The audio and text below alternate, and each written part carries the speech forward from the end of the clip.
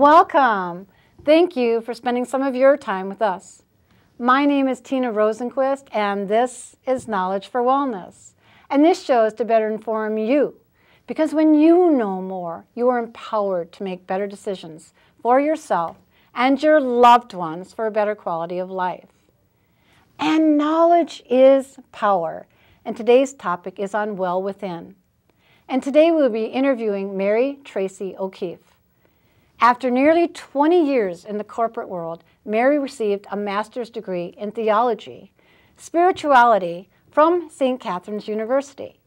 And she also has been trained as a cancer guide, a healing touch practitioner, and a mind-body skills facilitator by the Center for Mind-Body Medicine in Washington, D.C. As a result of her own experience as a breast cancer survivor, Mary co-founded and is the president of Well Within, a nonprofit holistic wellness resource center in Woodbury, Minnesota. Now, Well Within provides low-cost, free integrative healing, support, services, classes, and outreach programs to people seeking healing of mind, body, and spirit, and to anyone seeking overall well-being. Welcome, Mary. Oh, thank you, Tina. I'm delighted to be with you today. And it's such a pleasure for us to have you on as well. Thank you, thank you. And you have a personal story as well to share with my viewers, but this is your first time on Knowledge for Wellness. Yes. And I'm not sure everyone knows about you. So I'd really love for you to share your love, your passion, and why you decided to own and operate Well Within. Well, thank you. Well, you know, as is true for so many people, my own desire to help people with serious illnesses came out of my own experience. As you said, I was in the corporate world, so Yes. I didn't have any experience working with people living with serious illnesses, but it was my own journey with breast cancer in 1999. And my own experience of receiving, at that time, healing touch. I had a dramatic recovery. Wow. So I ended up volunteering at another place that does kind of what we do. And they kind of had to close for financial reasons. And I decided to open Well Within with co-founder Pat Walsh. Okay, great.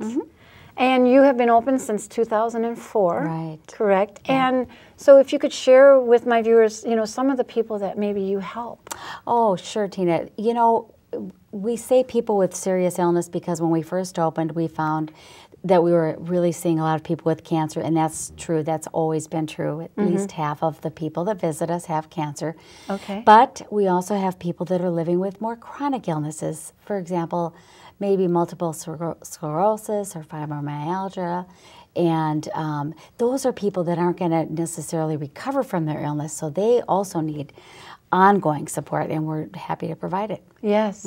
Wow. So in the 7.5 years that you've been open, what are some of the programs that are most popular and helped offered by Well Within?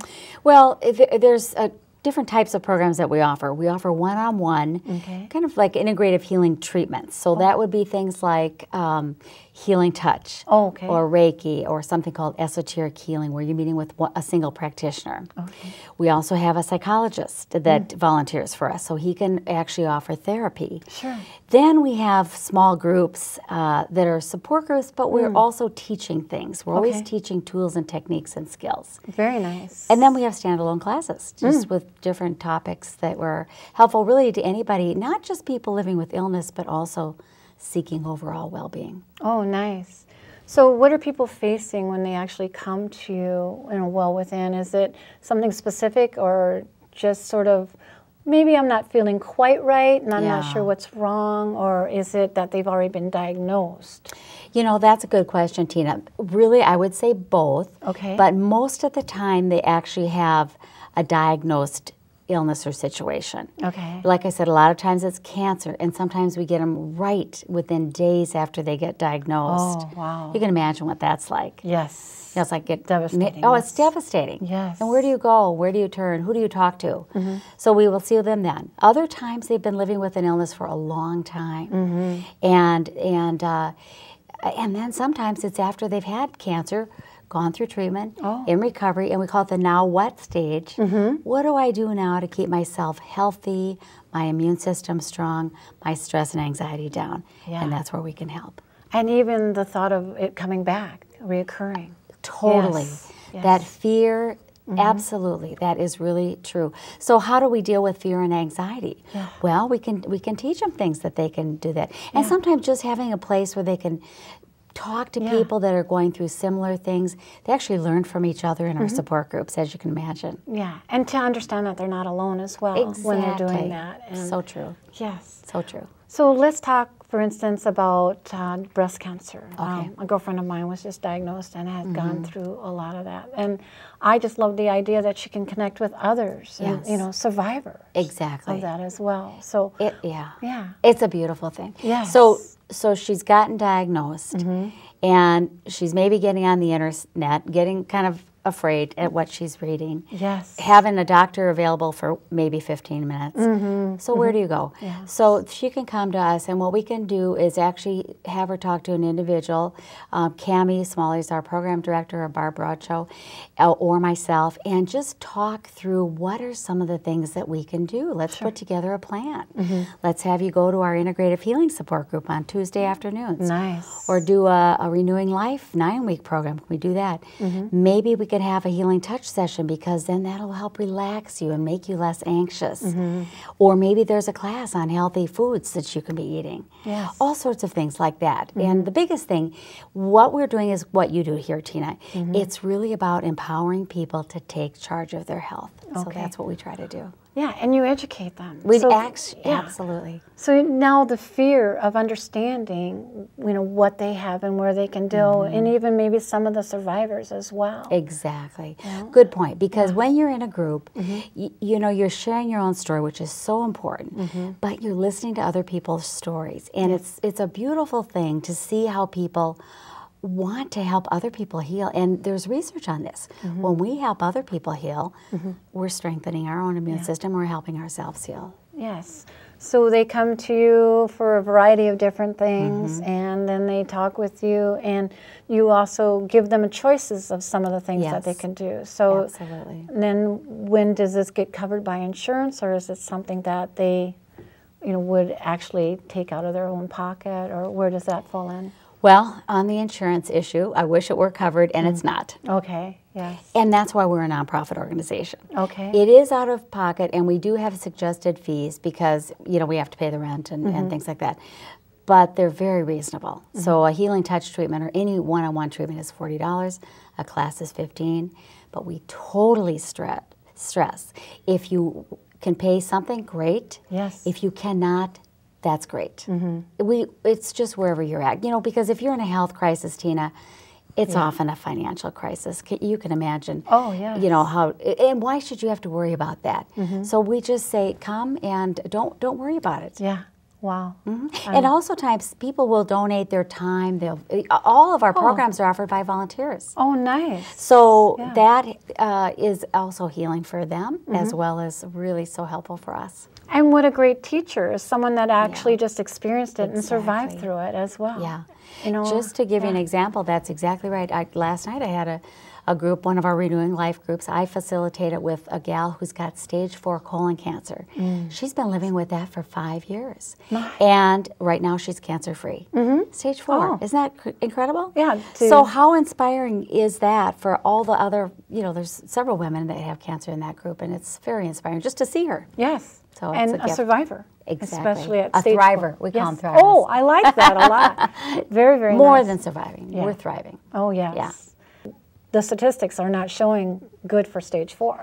Yeah, you know? and you know, beating the odds as well. That's right. And that's a hard thing. Can you imagine being, you know, hearing from a doctor that we actually are crazy about it when they say you've got so much of a time to live. We see people just outliving those kind of odds all the time, and it's really the power of positive thinking. It's the power of making some lifestyle changes, and it's, you know, we don't, the other thing I need to distinguish, especially when you're talking about somebody with a very serious illness, the distinction between curing and healing. We're not going to cure anybody's illness. That's not what we do. That's why they go to a doctor. That's why we're complimenting that doctor. Yes. But we can help heal the mind and the spirit and the emotions, and that actually can contribute to healing the body. Yes. because the mind is a very powerful thing. Exactly. You know? And so for the people that aren't going to recover from their illness, it's like you can heal right up until the last moments of your life when you're talking about your spirit and your emotion. Yeah, very, very nice. Yeah. Now we want to talk about your book. Oh, yes. You know, as well. And so we want to go ahead and talk about, you know, Thin Places that you actually have published. So. Yes, thin places is it's a term a lot of people aren't familiar with. It's a Celtic concept. Okay. And a thin place is in Ireland. It's a place where you go where it's like the veil's very thin between this world and the next. It's a spiritual kind of a place. Yes. A cemetery can be a thin place. But what I write about in there is thin places as experiences.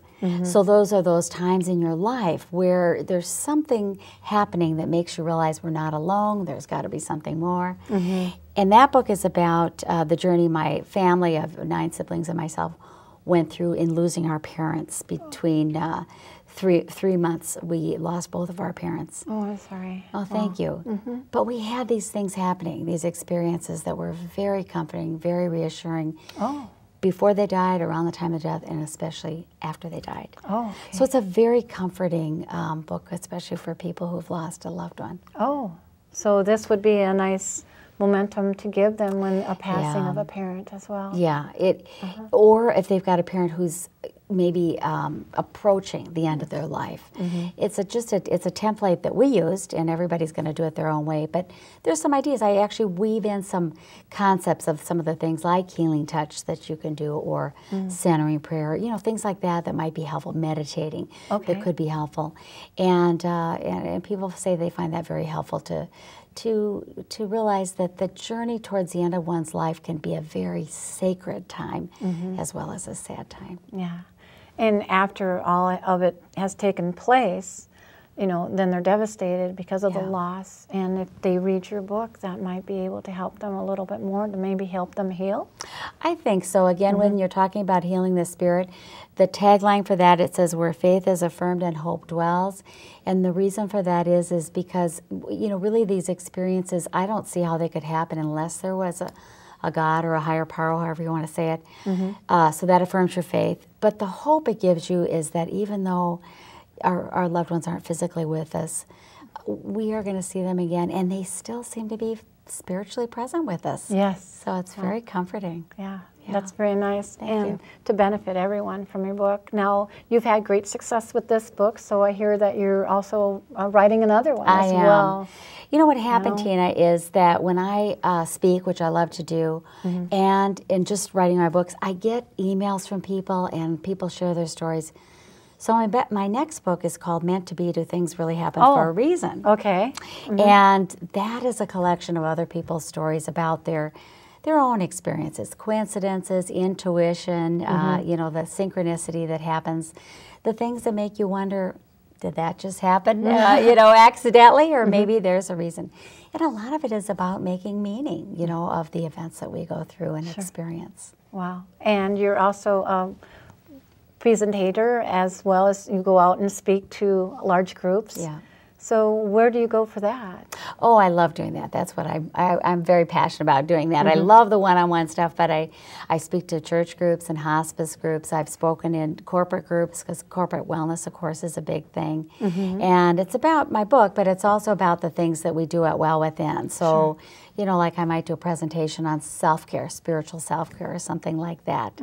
But really, people are really interested in this topic, as you know, because this is your audience. Yes. It's the sort of things, what can we do for ourselves to help ourselves heal? And also to let people know that they have the right to make those choices. Yes. And even though you're introducing this at Well Within, you know, you're just showing them the playground, Exactly. as we say. Yes. And they can go and learn and understand it a little bit better, but you're not forcing anybody to do anything. You're just opening the door for them. Exactly. And isn't that interesting about what a health crisis can do? Because people, when they are faced with that, it is all of a sudden a whole new world for them, and they're more curious about these things. So that's where we actually like to think that it's possible to actually transform your life out of going through an illness. I did, and we see this all the time, that people find gifts within it, and they're not the same person. We call it the new normal. They're not the same person. So we like to help them do that. Yeah. Well, even your own personal story, which I want to thank you for sharing, you know, to find out that you have breast cancer and then to not only live through it, but then help others as well. Yeah. And your personal journey. And I don't know to what degree you were, or even that if you were going to be able to survive, but to bring it back to those and to share your experience with them as well. Yeah. And Tina, we see this all the time, and it's just inspiring for me because what it is that when people go through something like this, whether it's a loss or this health crisis that they're going through, they come through it and they want to help others. And again, as I said before, the research shows when we do that, we're helping the other person, we're also helping ourselves. And it's, again, about making meaning of things, right? Yes. It's kind of putting a new dimension to something that might have been a tough experience to go through, but it's all about how we react, right? Because we can't control what happens, but we can control how we respond. And then that's what we see with our volunteers, and we're thrilled that people choose to benefit us by helping other people through us. Yes. So is that how all of you came together, or how did your group actually come together for Well Within? Well, I had volunteered at this other, it was another nonprofit doing similar to what we're doing. When I was in graduate school getting my master's in theology, I was actually becoming a spiritual director and a healing touch practitioner. Started doing that with a woman named Pat Walsh who has chronic illnesses. Okay. And when that closed, she and I would see people in our homes, their homes, and really wanted to continue this work because the demand was so great. So we came together, and it was really kind of a journey of faith because we didn't have a lot of money, and we are nonprofits. We exist on donations. But what we found is people just showed up to offer their services, to do healing touch, to teach the classes. We even do retreats in Spanish within low-income communities for people that aren't sick, but they have so many stresses we can't even imagine. And we do that totally free for those organizations. Very nice. Because we have these volunteers that do it, and it's very meaningful for all of us. Yes. Wow. And in regards to the people that you help and you benefit, then they come back and give their own time. And what is the support group there? Well, they become part of our volunteers, and not all of them do, and we don't expect them to. No. It's totally up to them. But we do have, trainings for our volunteers. We just had a holiday lunch where they all came together, and so they do kind of get to know each other. Yes. And they are always welcome to come to our classes and our programs for their own self-care. Okay. It's kind of like they're caregivers. And speaking of that, we do have a group for caregivers too, because it's important to realize that even if you're not the one living with the illness, if you're taking care of someone, you need to take care of yourself because you could get sick. Yes. So we have a support group for that, but we also say just come and take advantage of all of our programs if you're taking care of someone else. Exactly, because that caregiver needs the support and also a little break themselves because they're going to wear themselves so thin that they're going to be exhausted as well. Yeah, absolutely. Now, let's say someone comes to you that has probably exhausted all the other doctors, and now you're probably their last hope, so they come to Well Within. And what is it that you can introduce to them, even though they've been diagnosed, by a doctor saying that, nothing more we can do. Yes, exactly. Well, first of all, we're not medical professionals, and I need to stress that we are. I like to say that we are a compassionate listening presence. Okay, that's really what we are. We have some professionals. We have some, nurses who do healing touch, and we have Paul Berry, who's our psychologist, and we have those professionals. But what you're talking about is maybe even somebody might even actually be on hospice. We have people that come that are on hospice. Okay. And so what we say at that point, and that's where you're talking about the spirit. So, a lot of it is just listening. It might be teaching them some meditation and some breathing techniques. Sure. Some things to calm them down, make them less anxious. I have been doing healing touch at the bedside several times of people who are dying. I'll go into their homes or go to a hospital at the end of their life And that's, I actually write about that with my dad. We did some of these things. Because at that point, medically, there's nothing they can do, but we can help them become less fearful, less anxious, and more relaxed. And the one thing that I really like is the guidance that you give. Yeah. And it's on a personal level.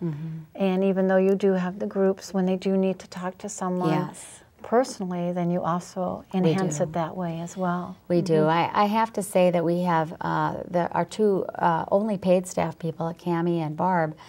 Barb is a spiritual director, and you can imagine that many times this is a spiritual journey for people. Cammie has got her master's in holistic health, and she's got a master's in Payed. She's a wellness coach, so she does something called Circle of Life, and she will do this in a group. But she could also work with somebody like you, Tina, and just say, let's look at all aspects of your life, and where can we, you know, put some added knowledge and get some discipline and develop a plan for staying healthy or trying to heal.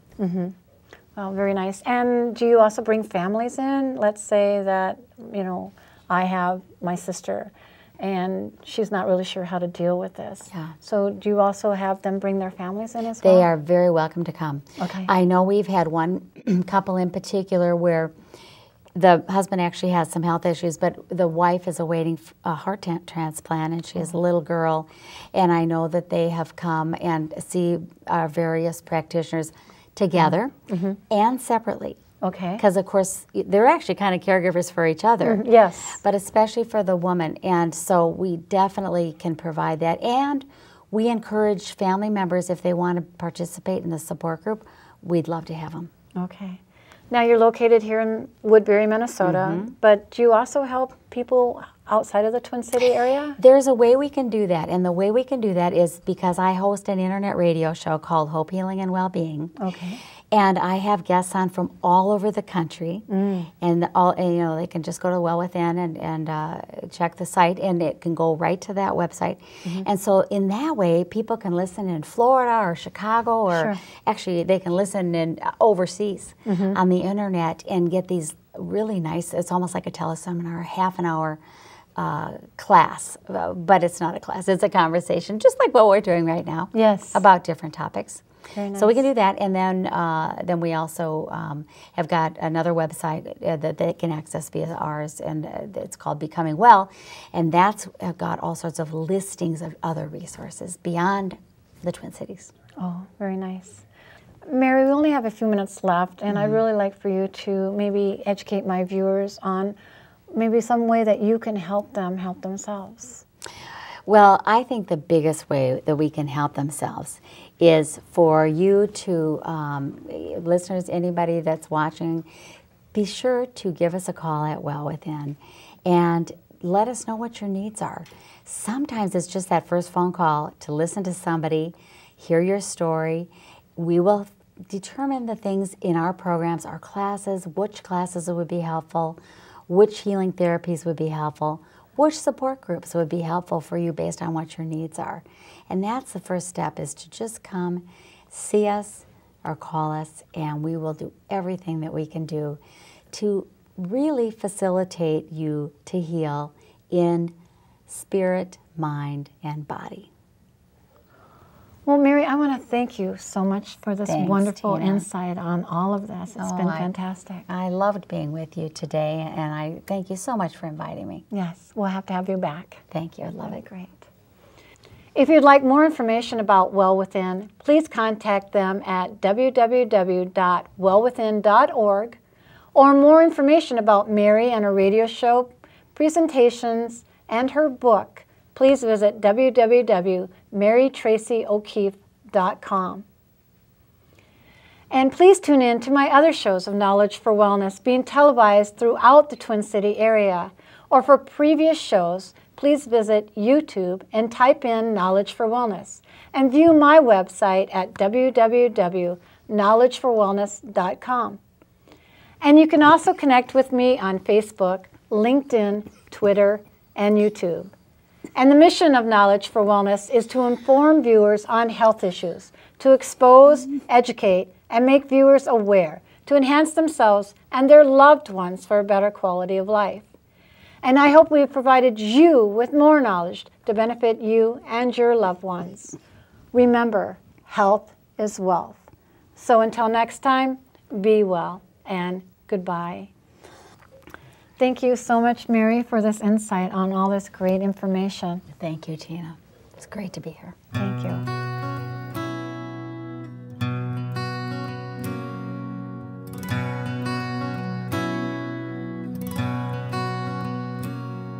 Over time you've healed so much in me, and I am living proof that although my darkest hour had come, your light could still shine through.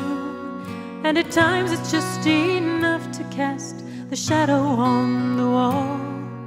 Though I am grateful that you shine your light on me at all. Who am I that you would love me so gently? Who am I that you would recognize my name? Lord, who am I that you would speak to me so softly? Conversation with the love most high. Who am I?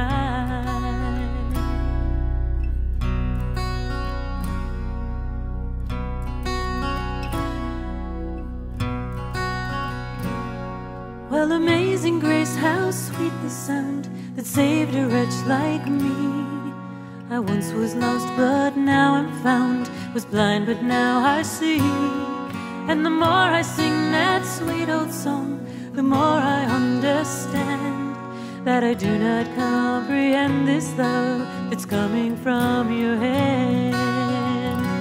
Who am I that you would love me so gently? Who am I that you would recognize my name? Lord, who am I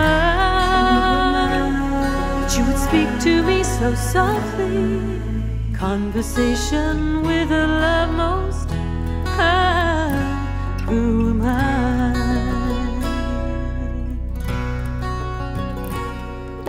Grace, grace, God's grace, grace that will pardon and cleanse within. Grace, grace, God's grace, grace that is greater than all our sins. Yeah, who am I that you would love me so gently? Who am I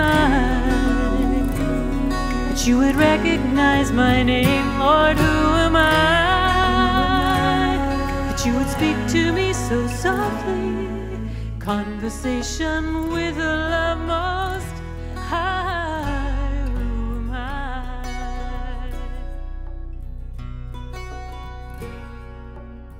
Amazing grace, how sweet the sound. Amazing love, now flowing down from hands and